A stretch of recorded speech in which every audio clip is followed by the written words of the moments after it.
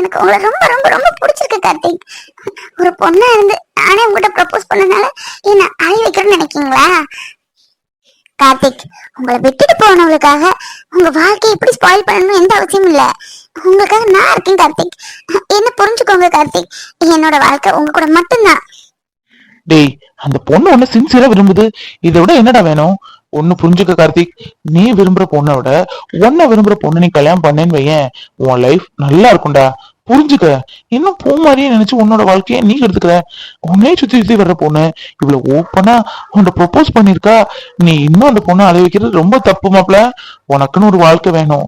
யோசிச்சு பாரு, அம்மா வீட்டுல எவ்வளவு தூரம் உன்னை சொல்லிட்டு இருக்காங்க. அம்மாக்காவது அக்செப்ட் பண்ணிக்கேண்டா. இந்த பொண்ணு வேற ரொம்ப டார்ச்சர் பண்றா. மைண்ட் டிஸ்டர்ப் ஆகுது. நம்ம லைஃப்ல எந்த பொண்ணுக்கும் இடம் இல்லைன்னு நினைச்சிட்டு இருந்தோம். நமக்காக ஒரு பொண்ணு இருக்குன்னு நினைக்கும் போது ஆச்சரியமா தான் இருக்கு. அதே நேரம் அவளை ஏத்துக்கவா வேணாமான்னு இரு மனசா இருக்குது. இந்த பொண்ணை பார்த்து கொஞ்ச நாள் தான் ஆகுது. ஆனா ரொம்ப நாள் பார்த்து பேசி பழகுன ஒரு ஃபீல் இருக்குல்ல. மதன் வேற இந்த பொண்ணை அக்செப்ட் பண்ணிக்கடாங்கிறான். நமக்கும் இந்த பொண்ணை பிடிச்சிருக்கு. இருந்தாலும் உடனே சொல்லணும்னு எந்த அவசியம் இல்லையே.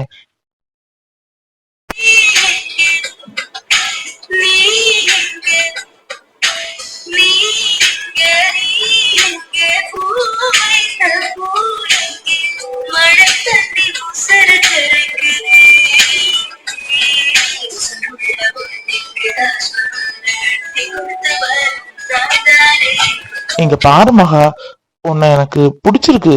பிடிக்கலன்னு நான் போய் சொல்ல மாட்டேன். அதுக்காக நீ ப்ரொபோஸ் பண்ணணும்னு நான் ப்ரொபோஸ் பண்ணணும்னு இல்லையே. என் லைஃப்ல சில அச்சீவ்மெண்ட்ஸ் இருக்கு. அதெல்லாம் முடிஞ்சதுக்கு அப்புறம் தான் நான் உனக்கு ப்ரொபோஸ் பண்ணுவேன். ஓகே, அது வரை நீ வெயிட் பண்ணி தான் ஆகணும். பெரிய கோபக்காரியா தான் இருப்ப போல. இன்னும் பார்க்கவே வர மாட்டேன்னு சொல்லிட்டல்ல. நீ பார்க்க வரட்டா என்ன, நான் உன்னை பார்க்க வருவேன். ஆனா இப்போ இல்ல, கூடிய சீக்கிரம். என் ஃப்ரெண்டு எப்பவும் சொல்லுவான், வாழ்க்கையில நமக்காக வாழ்றவங்க, நம்மளோட டிராவல் பண்றவங்க கொஞ்சம் வருதாண்டா. அவங்கள நம்ம புரிஞ்சுக்கிட்டா நம்ம வாழ்க்கை ஓஹோன்னு இருக்குன்னு சொல்லுவாங்க. அதுல ஃபர்ஸ்ட் பேரண்ட்ஸ், பேரண்ட்ஸ்க்கு அப்புறம் ஒய்ஃப் தான்.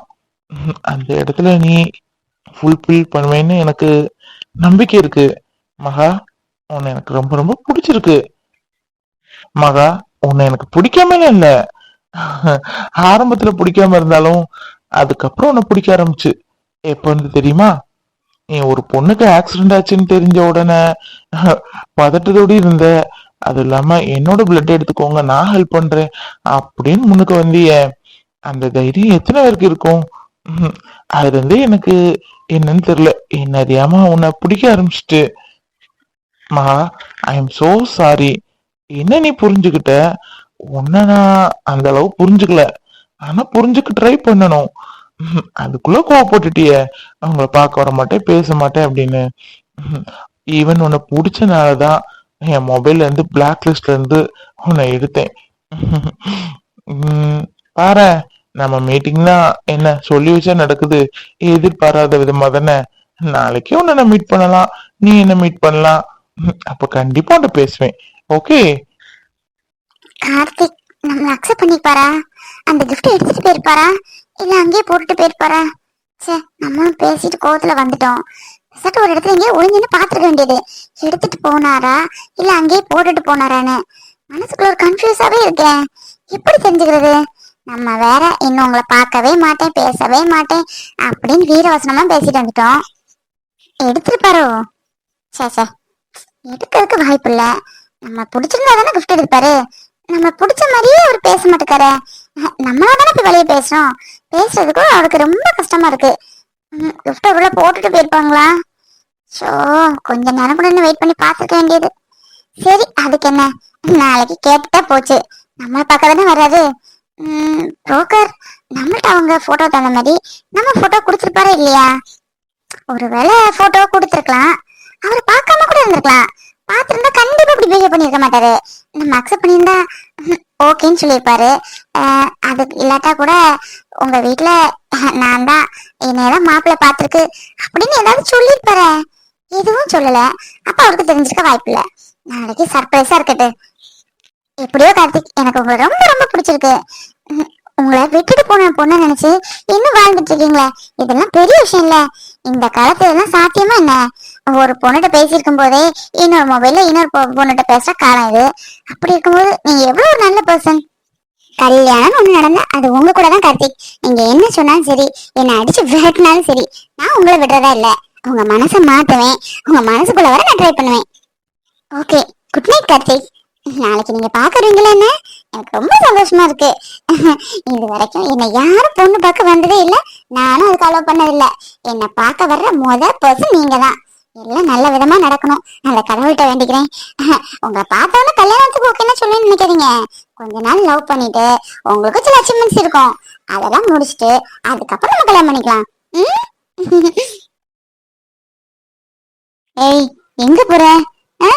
மாப்பிள்ள பார்க்க இன்னும் 1 மணி நேரம் 2 மணி நேரத்துல வர போறாங்க. இந்த நேரம் நீ எங்க போற? எங்கேயும் போக கூடாது, ஒழுங்கா வீட்டுக்குள்ள போய் இருப்போ. இல்லம்மா, மேக்கப் கிட்லாம் யூஸ் பண்றதே இல்லையா? நான் தான் எடுத்து பார்த்தேன், அவ்வளோ எக்ஸ்பைரி ஆயிட்டு. அதை போட்டா ஸ்கின் டேமேஜ் ஆயிரும். அதான் கொஞ்சம் கொஞ்சம் சிம்பிளா மேக்கப் கிட்ட வாங்கிட்டு வரலான்னு கிளம்புறேன். போயிட்டு இப்ப வந்துடுமா, 1/2 தான். இங்க பாரு, நீ இருக்கிற லட்சணம் போதும். மேக்கப் போட்டுதான் உன் அழக மெருகத்தணும் எந்த அவசியமும் இல்ல. நீ அழகா தானே இருக்க. பேசாம இப்ப புடவைய கேட்டு டைம் ஆகுது, இன்னும் 2 மணி நேரம் தான் இருக்கு மாப்பிள்ளை வீட்டுல இருந்து வர்றதுக்கு. நீ கிளம்புறதுக்கு 1.5 மணி நேரம் ஆக்குவ. கடை கம்பளத்துக்கு போனா அவ்வளவுதான், வர விடிஞ்சிரும். போமகா, இருக்கிறத பொட்டு வச்சு பவுடரும் போட்டு போட்டு இருந்தா போதும். அம்மா, அட்லீஸ்ட் ஒரு காஜல லிப்ஸ்டிக் மாதிரி வாங்கிட்டு வரேம்மா, அதாவது போடுறேன்னு. இப்ப வந்துருவேன், ரொம்ப டைம் ஆக்க மாட்டேன். எனக்கு தெரியும், மாப்பிள்ளை வீட்டுல இருந்து 5 மணிக்கு தானே வர்றாங்க. மணி இப்ப 3:15 தானே ஆகுது. ஒரு பெரியவங்க சொல்றாங்க, என்னைக்காவது நீ கேட்டிருக்கியா? எது சொல்லு. நான் பிடிச்ச மீனுக்குதான் 3 கால் நிப்ப. அதெல்லாம் எதுவும் தேவையில்லை. நான் ஒரு டப்பால கண்மை வச்சிருக்கேன், அதை போட்டு புடவையும் கட்டி பூவும் வை, போதும். நாங்கெல்லாம் என்ன அந்த காலத்துல மேக்கப் பூசிக்கிட்ட கிடந்தோம்? பொண்ணு பார்க்க வரேன்னு திடீர்னு தான் சொல்லுவாங்க. புடவையை கட்டிக்கிட்டு பூ வச்சுக்கிட்டு நிப்போம், அம்புட்டுதான். நீயும் அதே மாதிரி நின்னா போதும், போ. ஏன் நம்ம மனசுக்குள்ள ரொம்ப கஷ்டமா இருக்கு? நம்ம கிட்டத்தட்ட வந்து 10-15 நாள் ஆயிட்டு. இவ்வளவு நாள் தோணாத ஃபீலிங் இன்னைக்கு என்ன? ஏன் அப்படி நினைக்கிறேன்? தப்புன்னு எனக்கே புரியுது. அவர் நல்லா இருக்கணும், ஏன் என் மனசு ஒத்துக்க மாட்டேங்குது? கார்த்திக் கண்டிப்பா நல்லா இருக்கணும். அவர் குணத்துக்கு அவர் நல்லா இருக்கணும். நம்ம வேணா அவர்கிட்ட ஃபோன் பண்ணி ஒரு விஷ் பண்ணுவோமா? அதனால ஒண்ணும் தப்பு இல்லையே. என்னடி, என்ன வாழ்த்துக்கள் சொல்ல போறியாக்கும்? நீ வாழ்த்துக்கள் சொல்லலன்னா வாழுது. நீ வாழ்த்துக்கள் சொல்லாம இருந்தாலே போதும், அவர் நல்லா வாழுவாரு. ஏண்டி, உனக்கு இருக்கு எதுவும் பிடிச்சிருக்கு? நேற்று தானே பொண்ணி உனக்கு அம்புட்டு அட்வைஸ் பண்ண, மறுபடியும் போன் பண்ண போறீங்க என்ன? உங்களுக்கு போன் பண்ணி உங்களுக்கு நிச்சயம் முடிஞ்சிட்டா கல்யாணம் ஆக போதான்னு கேட்க போறியா? நீ வாழ்த்துக்கள் சொல்லணும் எந்த அவசியம் இல்லை. நீ அவருக்கு வாழ்த்துக்கள் சொல்றதுக்கு ஒரு தகுதி இருக்கு. அந்த தகுதியெல்லாம் நீ எப்பவோ இழந்துட்ட, சரியா? நீ அவருக்கு போன் பண்ணாம இருக்கிறது வர அவருக்கும் நல்லது, உனக்கும் நல்லது. அவரு உன்னை மறந்துட்டாரு. மறந்ததுனால தானே நிச்சயத்துக்கு கல்யாணத்துக்கு சம்மதிச்சிருக்காரு. மறுபடியும் நீ என்ன போன் பண்ணி உன் உறவை ரெனியூ பண்ண நினைச்சிட்டு இருக்கியா? குமாரி, ரொம்ப ரொம்ப தப்பு. உனக்கு கல்யாணம் ஆகிட்டு உன் வாழ்க்கை விக்ரம் கூட தான். நல்லதோ கெட்டதோ உன்னை கல்யாணம் பண்ணவர் அவர் தானே, அவரு கூட தான் நீ சேர்ந்து வாழ்ந்தாகணும். இதெல்லாம் விட்டு வேணாண்டி. அது பொண்ணு உனக்கு எவ்வளவு தூரம் சொல்லிருப்பா, அதையும் மீறி போன் பண்ண போறேன்னு நினைக்க? பைத்தியம் உனக்கு பிடிச்சிருக்கு? விக்ரம் மாதிரி ஒரு மாப்பிள்ள உனக்கு கிடைக்கவே மாட்டாரு. என்ன, அவர் பண்ண ஒரே ஒரு தப்பு, உனக்கு தெரியாம உன்னை கல்யாணம் பண்ணதுதான். ஆனா அதுக்காக நீ எவ்வளவு அவரை பனிஷ் பண்ணிட்ட. இன்னும் டைவர்ஸ் அப்படி இப்படின்னு பண்ணி அவரை பனிஷ்மெண்ட் பண்ணேன்னு சொல்லிட்டு ஒண்ணு நீயே வச்சிக்கணும்னு நினைக்கியா? குமாரி, விக்ரம் பத்தி கொஞ்சம் நினைச்சு பாத்தியா? பாவம், கண்ணு முன்னாடி அவர் விரும்பின பொண்ணு இறந்து போய் 3 வருஷமா லைஃப தொலைச்சு இப்பதான் உன்னை கல்யாணம் பண்ணிருக்காரு. உனக்கு அவரை பிடிக்கல ஓகே, ஆனா அவருக்கு உன்னை பிடிக்கலன்னு சொல்ல முடியாது. இன்னும் நீயும் வேண்டான்னு போய் அவர் வாழ்க்கையை தொலைச்சு இன்னும் அவர் கஷ்டப்படணும்னு நினைக்கியா? வேண்டாம், பாவம்ல, அவர் கொஞ்சமா நினைச்சுப்பாரு, சரியா? நாளையில இருந்து நீ அவரு கூட உன் வாழ்க்கைய ஆரம்பிக்கிற. இங்க பாரு, மனசு ஒத்துக்காது மண்ணாங்கட்டி ஒத்துக்காதுன்னு இன்னும் அதை இதையும் பேசி டைம் வேஸ்ட் பண்ணாத. எனக்கு இப்பவுமே நீ சத்தியம் பண்ணி கொடு, நாளையில இருந்து விக்ரம் கூட நல்ல ஒரு ஒய்ஃபா நான் பேசுவேன், பழகுவேன், என் வாழ்க்கைய ஆரம்பிப்பேன்னு சத்தியம் பண்ணு. ஆமா, விக்ரமும் பாவம் தான். அவரை எனக்கு பிடிக்கும். ஆரம்பத்துல பிடிக்காட்டாலும் அவர் கதையை கேட்டதுக்கு அப்புறம் எனக்கு அவரை பிடிக்க ஆரம்பிச்சது. என்னன்னு தெரியல, என் மனசே கொஞ்சம் குழப்பமா இருக்கு. நான் அப்புறமா பேசுறேன். நீ போ, இங்க இருந்து என்ன கூட கொஞ்சம் குழப்பிடாத. பூமாரி, நிதானமா ஒரு முடிவெடு. கார்த்திக் உன் லைஃப்ல நீ இருக்க போறது இல்ல. நீ கார்த்திக் நினைச்சு உன் லைஃப் நீ தொலைச்சிடாத. விக்ரம் பாவம். இன்னும் ஹஸ்பண்ட் விக்ரம் மட்டும்தான். நீ விக்ரம்காக வாழ்ந்துதான் ஆகணும். பிடிச்சோ பிடிக்கலையோ அந்த டைவர்ஸ் கிவஸ் அதெல்லாம் அந்த பேச்ச நிப்பாட்டு. தயவு செஞ்சு அவர் கூட வாழ ஆரம்பி. அவர் கூட நல்ல ஒரு ஃப்ரெண்ட் ஆயிரி. விக்ரம், என்ன மன்னிச்சிருங்க. இன்னும் என் மனசு குழம்பிட்டு. இன்னும் எனக்கும் கார்த்திக்கு எந்த சம்மந்தமும் இல்லை. என் ஹஸ்பண்ட் நீங்க தான். உங்கள்கிட்ட நான் டைவர்ஸ் அப்படி இப்படின்னு பேசினதே பெரிய தப்பு. மன்னிச்சிருங்க விக்ரம். இது விக்ரம்கிட்ட நம்ம பேசணும், புரிய வைக்கணும். கார்த்திக், எங்க போற? இன்னைக்கு நீ எங்கேயும் போக கூடாது.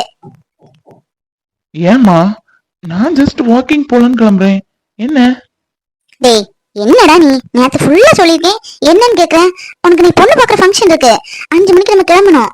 தரவர் ஃபோன் போடுன்னு சொல்லிருக்காரு. அதுக்காக வெயிட் பண்ணிட்டு இருக்கேன். போய் நல்ல ட்ரெஸ்ஸா பண்ணிட்டு ரெடி ஆகு. போ போ, எங்கேயும் நீ போக கூடாது. அம்மா, என்னம்மா? அம்மாட்ட எதையாவது சொல்லி குழப்பி எனக்கு இந்த ஃபங்க்ஷன் நிறுத்தணுமே.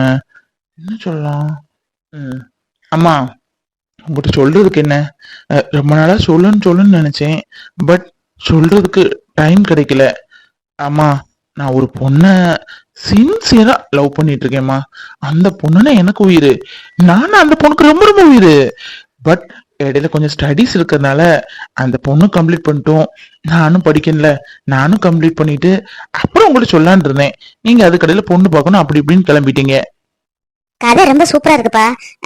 இத பொண்ணு பார்த்துட்டு வந்ததுக்கு அப்புறம் அந்த கதையை கேட்டுக்கிறேனே. இங்க பாரு கார்த்திக், கதை சொல்ற வேலையெல்லாம் வச்சுக்கிடாத. நீ பொண்ணு பார்க்க போக கூடாதுன்னு சொல்றதுக்காக என்னென்ன ரீசன் சொல்லுன்னு எனக்கு தெரியும்.